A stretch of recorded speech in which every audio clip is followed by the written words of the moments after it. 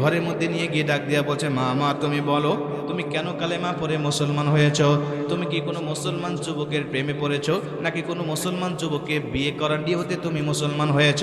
মেয়েটি বলছে, চাচা না, আমি কোনো মুসলমান যুবকের প্রেমে পড়ি নাই, আমি কোনো মুসলমান যুবককে বিয়ে করার নিয়তে মুসলমান হই নাই, আমি মুসলমান হয়েছি ইসলাম ধর্মের প্রেমে পড়ে, আমি মুসলমান হয়েছি ইসলাম ধর্মের ইবাদতের প্রেমে পড়ে, আমি মুসলমান হয়েছি ইসলাম ধর্মের সৌন্দর্যর প্রেমে পড়ে।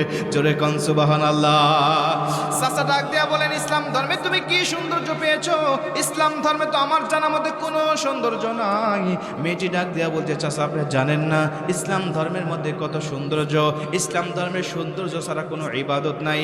ইসলাম ধর্মের মানুষেরা যতদিন প্রতিদিন যত ইবাদতগুলো তারা করেন, ওযু থেকে শুরু করে নিয়ে যত ইবাদতগুলো তারা করে, প্রত্যেকটা ইবাদতের মধ্যে রয়েছে অগণিত কল্যাণ।